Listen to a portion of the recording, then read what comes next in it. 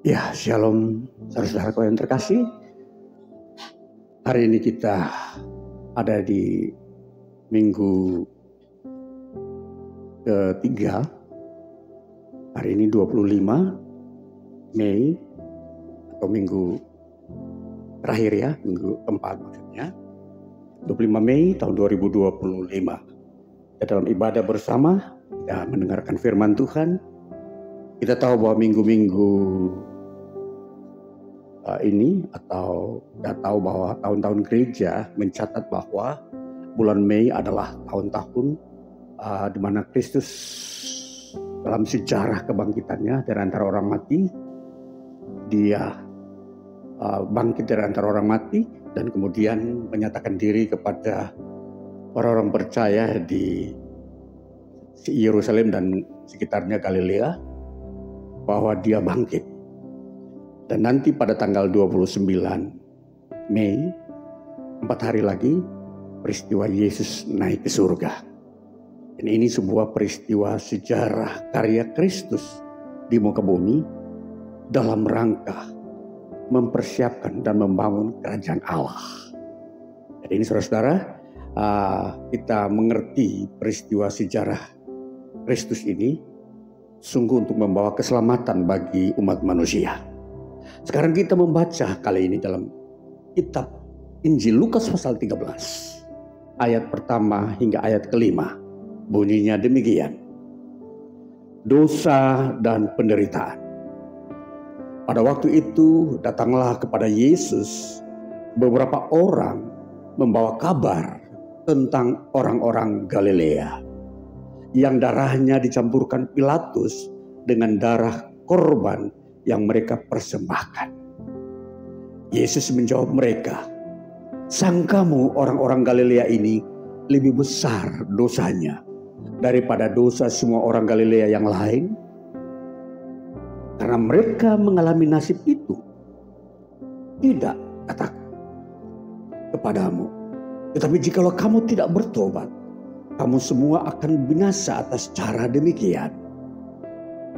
Atau sangkamu ke-18 orang yang mati ditimpa menara dekat Siloam lebih besar kesalahannya daripada kesalahan semua orang lain yang diam di Yerusalem? Tidak, kataku kepadamu. Tetapi jikalau kamu tidak bertobat, kamu semua akan binasa atas cara demikian." Ya, sampai demikian jauh bagian firman Tuhan bagi kita saudara-saudaraku yang terkasih. Kita semakin dalam mendengar berita firman Tuhan yang semakin tegas dan semakin berwibawa dan mempunyai prinsip dalam kehidupan di dunia ini. Saudara, firman Tuhan kali ini bertemakan bertobat, solusi hidup manusia. Ya, kita memperhatikan bahwa Injil khususnya Perjanjian Baru, ketika kita membaca kitab-kitab Perjanjian Baru, kita menemukan bahwa kata bertobat itu terdapat 34 kali. Jadi kita mau melihat dulu berapa kalikah istilah atau kata bertobat ini disampaikan oleh Tuhan Yesus bahkan para rasul. Ya, ada 34 kali. Itu kalau kita mau hitung 1 bulan 30 hari, maka ada kelebihan 4 ya. Jadi berarti setiap hari bisa saja kita boleh bertobat. Ya, ini dalam sebuah analogi saja, ada sebuah perumpamaan atau sebuah ilustrasi pendekatan bagaimana kita menghubungkan jumlah kata bertobat di dalam Alkitab, khususnya Perjanjian Baru. Nah, baik saudara-saudara, apa yang mau kita mengerti daripada bacaan kita? Firman Tuhan yang kita baca hari ini yang terambil dari Injil Lukas pasal 13. Kita mau melihat bahwa di dalam sejarah kehidupan manusia, bahkan secara khusus kehadiran Yesus di tengah manusia yang ada di dunia ini, dan khususnya sedang berfokus di Yerusalem dan sekitarnya. Bahwa kita melihat kejadian-kejadian di sekitar kehidupan manusia begitu banyak yang mengerikan. Ya. Kita mau mengerti bahwa peristiwa-peristiwa yang mengerikan ini yang mengakibatkan kematian manusia, itu kita mau mengerti sebagai makna apa di dalamnya. Ya. Jadi sebelum kita masuk ke dalam kondisi sekarang ini, kita mau melihat kondisi di mana Yesus ada dulu. Di mana teks yang kita baca ini sungguh menarik dan membuka makna kejadian-kejadian alam bagi kita. Kita melihat ketika ada beberapa orang datang kepada Yesus. Datang kepada Tuhan Yesus ketika dia sedang ada di dalam pelayanannya. Mengajar kepada orang banyak. Datanglah beberapa orang dari Galilea kepada Tuhan Yesus berkata, Yesus, apakah yang engkau nilai mengenai kejadian ada orang-orang Galilea yang dibunuh oleh Pilatus dan darahnya dicampur dengan darah korban di mana Pilatus akan menyembah berhalanya? Nah, itu pertanyaan pertama. Karena orang-orang dari Galilea ini mereka tidak memahami makna di dalam kejadian itu. Karena orang Galilea adalah orang-orang Israel. Dan Pilatus ini adalah orang dari Romawi. Atau gubernur di wilayah yang ada di Yudea. Di mana di situ merupakan perwakilan pemerintahan Romawi di Israel. Kemudian kita memperhatikan. Itu kejadian pertama. Kejadian yang kedua. Dikatakan lagi. Ada sebuah menara di kota Yerusalem. Tiba-tiba ambruk dan jatuh menimpa 18 orang langsung mati. Dan itu mereka pertanyakan lagi.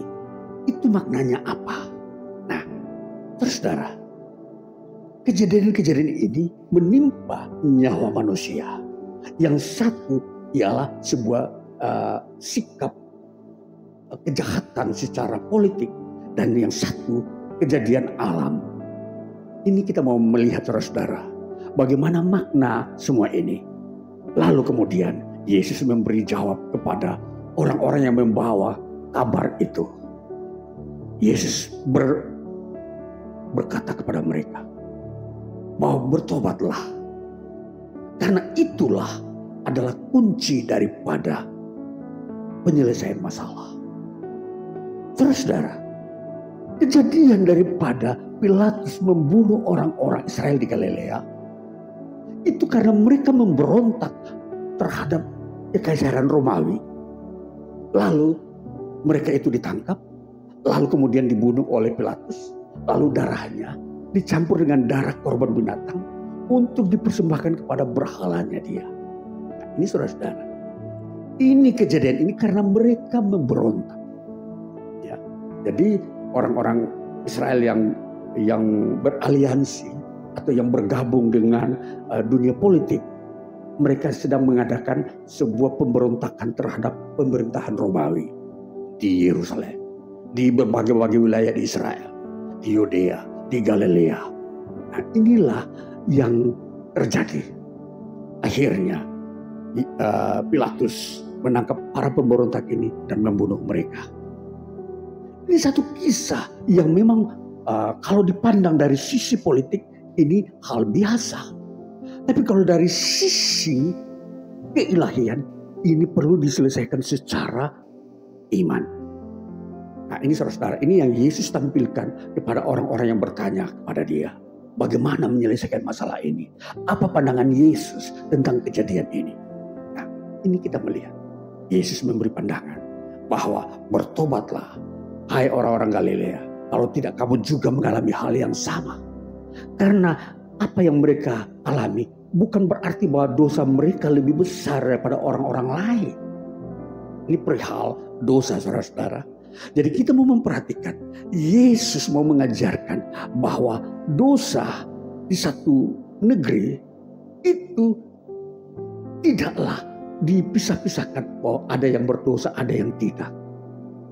Bahwa dosa yang hadir di setiap negara itu adalah dosa global, dosa mayoritas, dosa semua orang yang tinggal di kota itu. Saudara, Jadi kalau kita mau melihat dosa dan manusia, itu biasanya dosa itu dia mempunyai apa? Punya tempat, dia mempunyai kerajaan. Dosa itu biasanya mengumpulkan banyak orang untuk melakukan sebuah dosa kebersamaan. Nah, kita perhatikan ini satu sisi dulu mengenai dosa. Jadi sisi yang kedua, sekarang kita melihat dosa bencana alam. Sebuah menara jatuh, roboh, menimpa 18 orang, langsung mati di tempat. Lalu mereka bertanya kepada Tuhan Yesus, siapakah yang bersalah? Yesus menjawab, bukan karena mereka yang 18 orang ini dosanya lebih besar daripada dosa orang Yerusalem. Tetapi justru ini dosa semua orang kota Yerusalem. Itulah sebabnya kalau orang Yerusalem, masyarakat Yerusalem tidak bertobat, maka mereka juga akan ditimpa oleh kejadian-kejadian alam yang sama. Jadi di sini kunci bertobat oleh Yesus memberikan jawaban tentang kejadian alam. Ini kita mendapat sebuah solusi ya. Kita mendapat pengetahuan kebenaran dari surga yang Yesus ajarkan.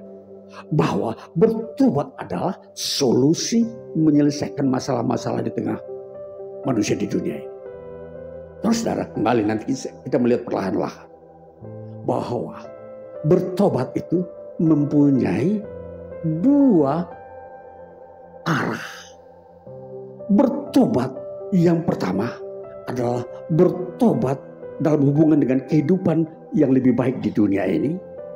Dan arah yang kedua adalah bertobat untuk berkenan kepada Allah supaya kita mendapatkan pengampunan dosa. Terus mari saya akan menjelaskan arah pertobatan yang sesungguhnya yang Yesus ajarkan kepada banyak orang. Jadi bertobat adalah pengajaran Yesus. Ini adalah sebuah konsep dari surga. Jadi bertobat adalah di mana suasana di mana Allah membuka pintu anugerah bagi manusia untuk kembali kepada Dia.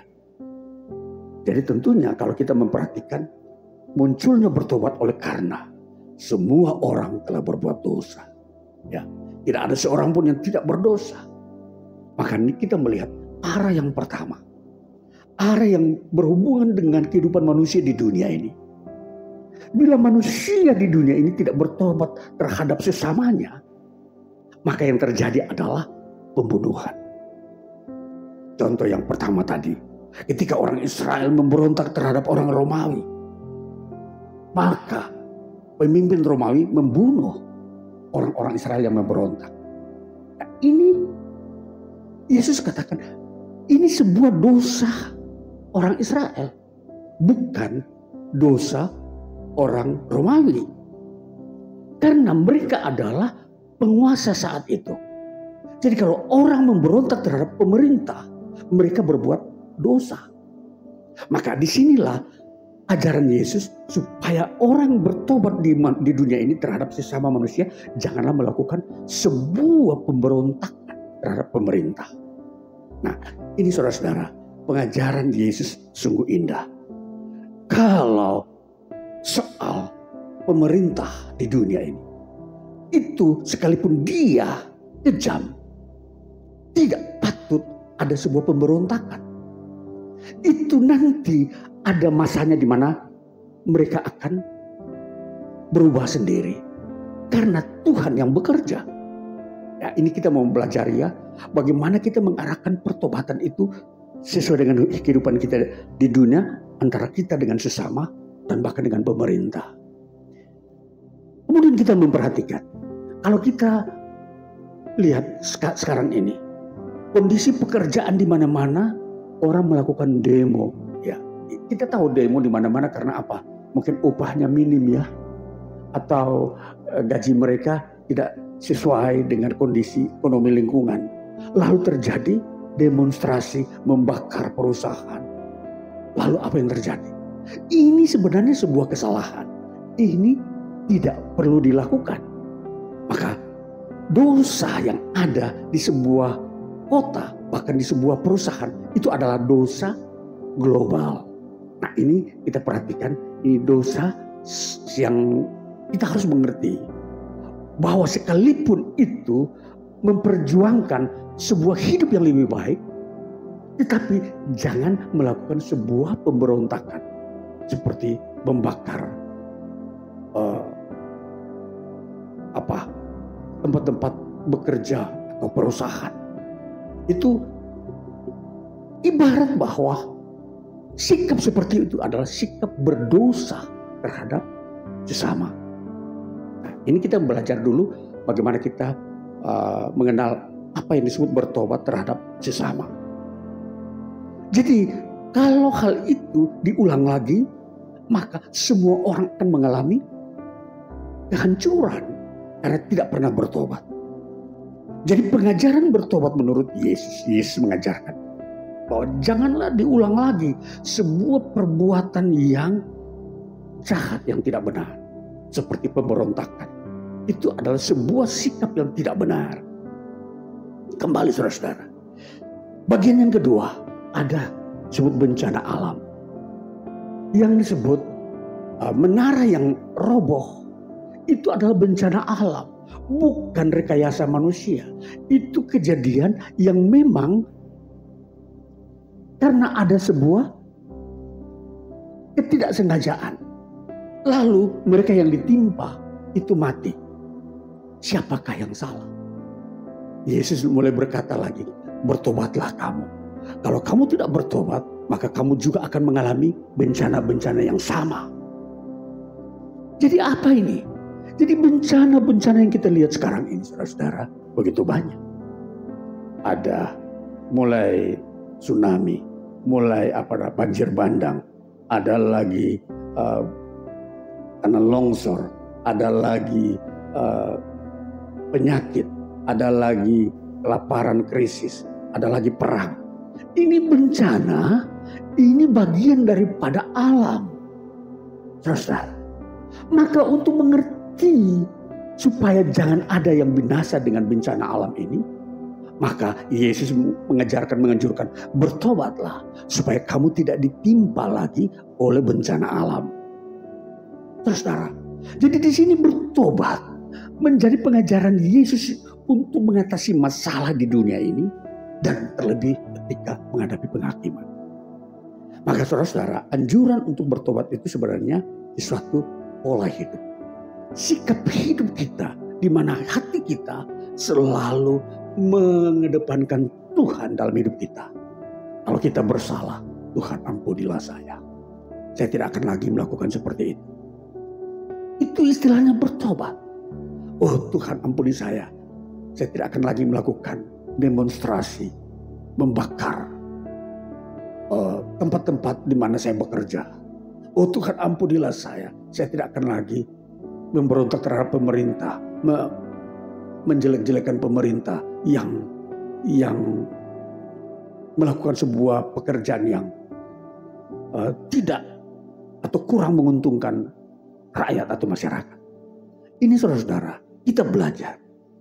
Tanpa bertobat selalu terjadi kerusuhan, saudara-saudara. Jadi di sini kalau kita melihat satu bangsa, kalau teristimewa kita ada di bangsa Indonesia, kalau ada sesuatu yang kurang baik di tengah pemerintah, selalu dengan mudah mereka melakukan demonstrasi atau melakukan kegiatan-kegiatan di jalan untuk menyuarakan hal-hal yang negatif tentang pemerintah. Ini saudara-saudara, jadi ini salah satu realita hidup. Bahwa bertobat bukan hanya sekedar untuk kita masuk surga. Tapi bertobat adalah untuk pemulihan kehidupan di dunia ini. Supaya kita itu lebih baik dan tidak ada bencana. Supaya tidak ada lagi peperangan dan tidak ada lagi krisis. Terus saudara, jadi kita belajar firman Tuhan. Untuk bukan saja pengetahuan kita. Tapi untuk kita mempraktekkan dalam hidup kita. Bahwa hidup saudara-saudara di dunia ini, kebaikan tidak akan datang dengan sendirinya. Dia ada mempunyai hubungan sebab akibat dengan hidup kita. Jadi kalau kita tidak pernah bertobat, kebaikan tidak pernah datang. Jalan terbuka tidak pernah dibukakan kepada kita. Mungkin ada orang di dalam pekerjaannya dia selalu mengalami hambatan. Dia mempunyai usaha selalu mengalami kerugian. Apa solusinya, saudara-saudara? Ini masalah. Jadi kita mau memperhatikan bukan sampai tingkat usaha. Mungkin dalam rumah tangga ada orang berkata, kenapa suaminya tidak pernah atau jarang di rumah? Atau kenapa sahabatnya tidak pernah berkata jujur? Kita tidak perlu menyalahkan sahabat yang tidak berkata jujur. Tapi kita mengoreksi diri kita bahwa bertobat supaya sahabat kita bisa berkata jujur. Ada mungkin kita yang tidak pernah menyadari bahwa kita harus lebih dulu bertobat baru orang lain bertobat. Maka prinsip bertobat itu memang mulai daripada individu. Baru ketika semua menyadarinya, baru itu terjadi pemulihan secara global. Jadi kita mau melihat, saudara-saudara, pertobatan yang Yesus ajarkan di sini adalah pertobatan bersifat individu dan pertobatan bersifat global, ya, masyarakat. Jadi sebuah kota, kalau seluruhnya orang tidak bertobat, tidak pernah akan ada damai di kota itu. Kalau semua kota di dunia ini semuanya tidak bertobat, maka akan terjadi apa? Peperangan dan krisis-krisis ekonomi. Terus saudara, di sini makanya di dalam tema ini dikatakan bertobat, solusi hidup manusia. Jadi semua permasalahan hidup manusia di bumi ini, baik itu penyakit, baik krisis, baik itu perang, baik itu bencana alam, itu hanya bisa diatasi dengan kalau semua orang bertobat. Jadi pemahaman bertobat itu harus menjadi pemahaman utama manusia saat ini. Sudah tidak bisa manusia mengandalkan kepandaiannya. Oh, ini kesalahan pemerintah karena mungkin pembangunannya kurang bagus. Atau kualitas jembatan ini kurang bagus sehingga jembatan ini roboh pada waktu banjir. Ini sebenarnya bukan soal kualitas, tapi soal pemerintah yang tidak bertobat. Dari menggunakan anggaran supaya anggaran ini berfungsi dengan baik. Maka bertobat itu harus terjadi di semua lini kehidupan. Baik di rumah tangga, di pemerintah, di dalam pribadi, di dalam bekerja, bahkan di dalam gereja. Harus bertobat. Ya saudara, gereja sebenarnya ini adalah fondasi di mana di situ mula-mula terjadinya bertobat. Sebelum orang lain bertobat, gereja terlebih dahulu bertobat. Yesus mengajarkan bertobat bukan saja di kota-kota yang bukan Israel. Yesus mengajar bertobat di Yerusalem, kota suci, di mana di situ banyak orang-orang yang mempunyai pengetahuan tentang kitab suci. Justru Yesus mengajarkan bertobat di situ. Hai kamu orang-orang di Yerusalem, bertobatlah kamu. Bertobat dari apa? Kebiasaan yang salah. Di dalam salah menjalankan ibadah. Salah di dalam menafsirkan firman. Salah di dalam mempraktekkan firman. Jadi kembali saudara-saudara. Tobat diperuntukkan untuk semua orang. Baik dia orang penjahat. Baik dia orang rohaniawan. Orang beriman. Bertobat adalah sebuah batasan penghubung antara Allah dan manusia. Manusia tidak bisa mendekat kepada Allah kalau tanpa melalui bertobat. Jadi bertobat itu memang sebuah ketetapan dasar dan utama dalam hubungan manusia dengan Allah dan manusia dengan manusia. Jadi kalau manusia tidak memakai landasan bertobat sebagai dasar komunikasi, maka yang ada hanya terjadi peperangan. Dan hanya yang terjadi adalah penghukuman. Tuhan menghukum manusia, bencana alam datang silih berganti. Manusia dengan manusia saling membunuh, itulah bencana. Karena tidak ada pertobatan. Nah saudara-saudara, perlu bertobat itu menjadi pakaian utama sehari-hari. Hari ini saya mengaku dosa. Karena apa? Saya berkata, Tuhan ampuni saya. Karena pikiran saya hari ini tidak fokus. Itu pun harus bertobat. Di dalam diri kita. Karena seringkali pikiran kita pun tidak fokus kepada sebuah kebenaran yang Tuhan tuntun. Kita mengalihkan pikiran ke tempat lain. Ini pun bertobat, saudara-saudara. Para pendeta hamba Tuhan itu pun harus bertobat. Mereka bukan mengajarkan firman Tuhan lalu mereka dikatakan tidak membutuhkan pertobatan.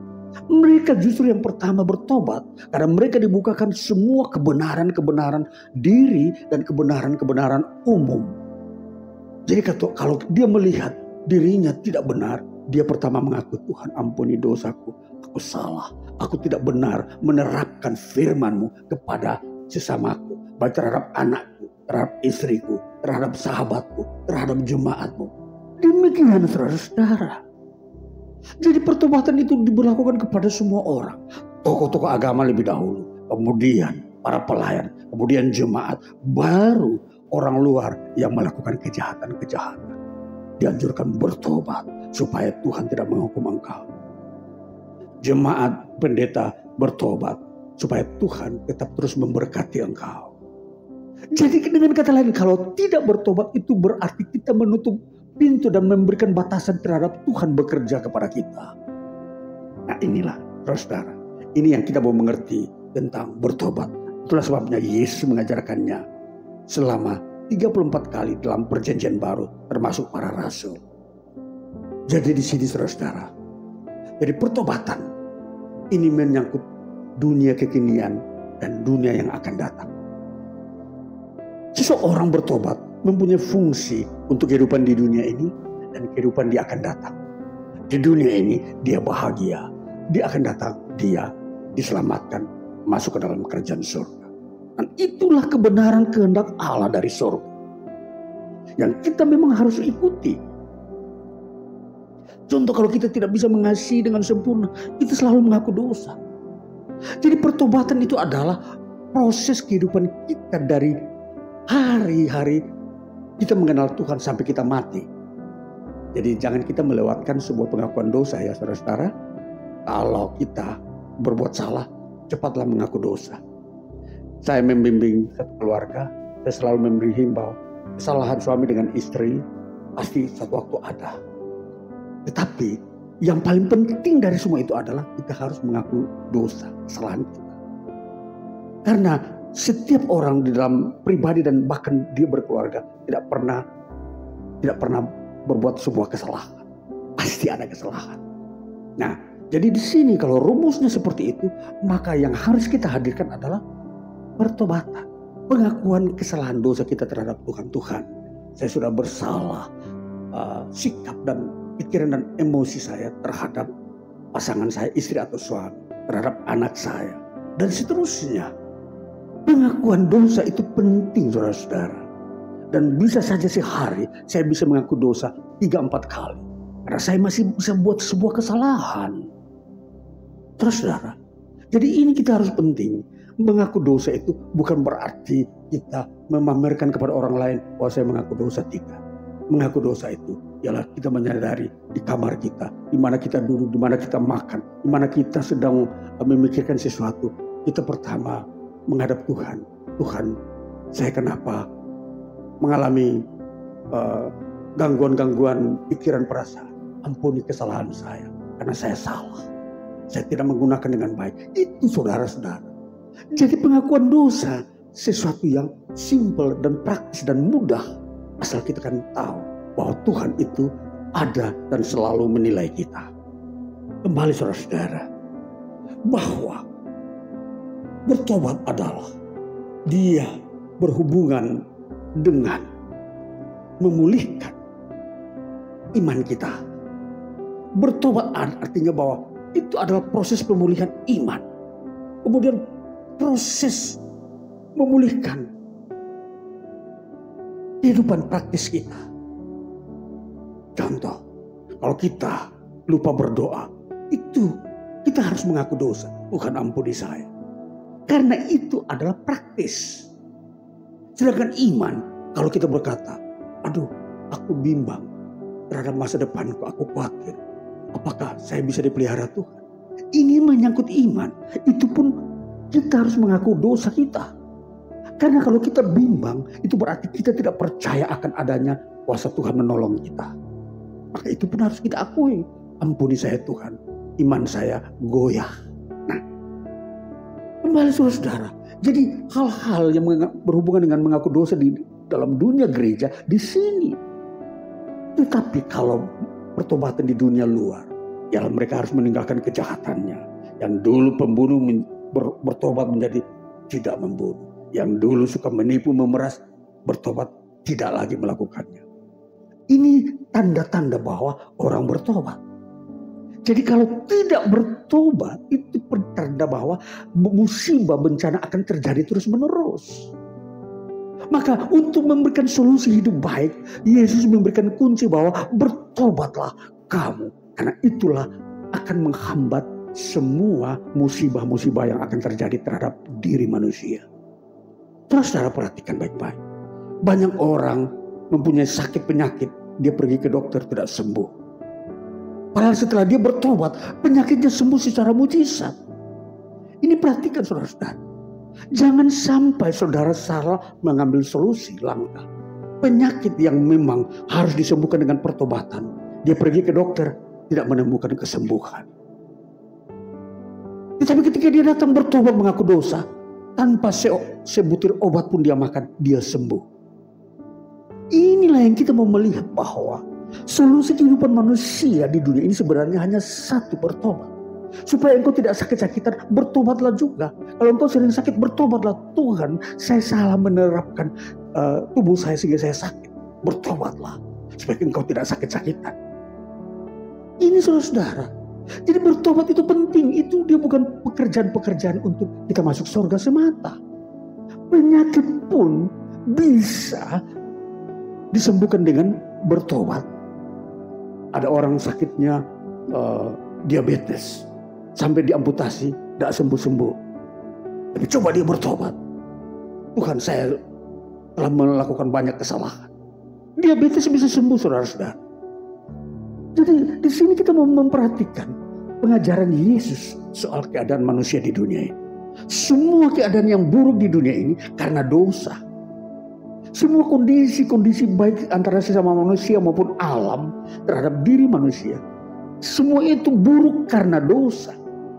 Maka Yesus berkata semua orang harus bertobat supaya kamu sehat dan baik, tidak ada bencana. Demikian halnya sampai kepada tingkat di mana gereja. Kalau gereja masih banyak orang belum mau bertobat, maka di dalamnya ada banyak sengketa-sengketa, perebutan-perebutan, aktivitas, dan banyak yang tidak mempunyai kesepahaman di dalam gereja. Terus saudara, ini perhatikan pengajaran Yesus bahwa bertobat harus ada di mana-mana. Engkau di pekerjaan, engkau harus bertobat. Engkau di rumah tangga, engkau harus bertobat. Engkau di gereja, engkau harus bertobat. Engkau di dalam dunia politik pun, engkau harus bertobat. Karena semua itu akan mendatangkan kebaikan. Peristiwa ketika kita menyembah Tuhan, lalu kita membiarkan dosa terus dalam hati kita, benci terhadap saudara kita, doa kita tidak diterima. Terus sebabnya perlu ada selalu pertobatan di dalam diri kita masing-masing, supaya ibadah kita itu selalu diberkati. Kita diberkati dalam hidup, dalam rumah tangga. Maka ini saudara-saudara, ini sebuah pengajaran Yesus kali ini yang begitu